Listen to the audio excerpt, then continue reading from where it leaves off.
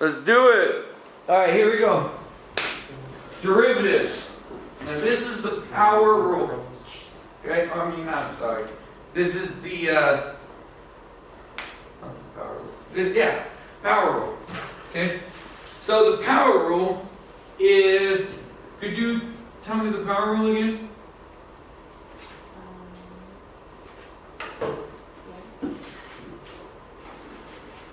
Which one is that one? D over dx, right, is equal to x to the n, right? And then that's equal to, so d over dx is actually equal to, put it over here, d over dx of x to the n is equal to, sorry, it should just be in, yeah, in x to the n minus 1. Okay? Alright, simple. Easy peasy. So, what happens is here there's actually an x, right? It's x to the 0, right? And so what is 0 times 8? 0. So y prime is equal to 0. That's it.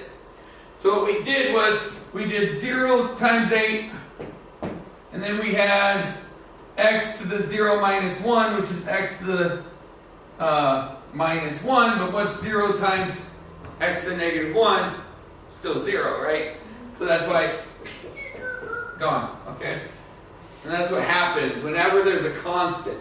It always makes it gone. Turns it to 0, okay? So, the cool part is, if I take, there's a 1 here, right? So 6 times 1 is 6, right? And then 1 from 6 is, that's it. That's derivatives. In a nutshell. Yeah, let's see. Okay. So, next, we're looking at this. But this is not what it looks like. Y is equal to x to the negative 7. Right? Because that's how it's really written. Okay? So we don't want to write it down below. When we're doing the power rule, we want to deal with just the power. And so now, y prime is equal to negative 7, because this comes down, right? And then what's negative 7 minus 1? Negative 8. Okay?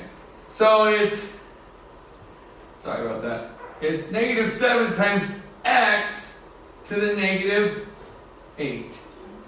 Sorry about that. I forgot my x. Okay? That's it. That's the derivative. Now you see how negative derivatives keep going, huh? They never hit 0. They just get bigger and bigger and bigger. Okay? Alright. Now we got square roots. That's okay. What is this square root? This isn't a square root. This is a fifth root, right? So what this really is 1/5. Now if there was a square in here, it'd be 2/5. If there was a cube in here, it'd be 3/5. Right? Okay? Now, what's a fifth times 1? 1/5. Okay? And then what's 1/5 minus 1? Negative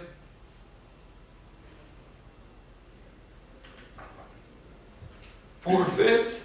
Right? Now, how could we write that again? Now, I'm cool with it. F prime of x is equal to this. I'm cool with it. But we could write this another way. We could get really complicated. Now, what's the root? root is 5. The negative means it goes down below, right? Right now it's up above.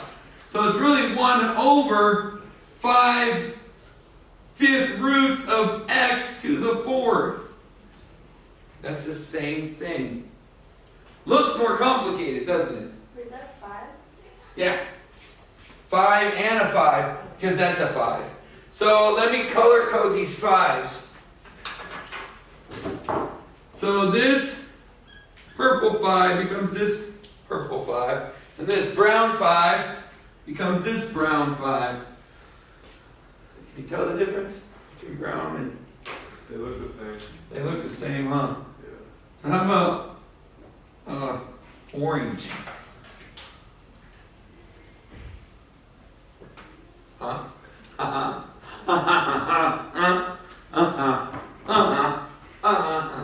Keep going. Okay, so what's next? We're going to find f prime of x. This is the most fun one because what's 1 times 1?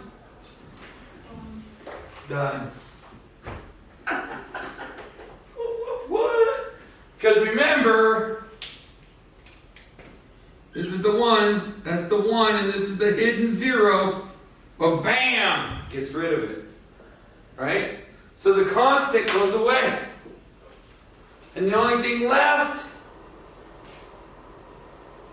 is the hidden green 1. Does that make sense? Okay. Alright, up here's more fun. This is where derivatives is fun. Right? Cash. This is where we learn. Oh, I'm supposed to pay attention to this now? I was hoping. Yeah. Oh, I thought I was supposed to be writing these notes down. That's what I was doing. Oh, okay. Nah, sure, look. I know. But, you know. Well, that's also why I'm recording it, so that you could use the YouTube at home. Oh, I can't do it. You love your YouTubes. Nah, I know you just love them, don't you? I can't do it. Alright, so what's 2 times negative 2? It doesn't matter if it's t or x or... Yeah, negative 4. Okay? And what's 1 times 3? 3.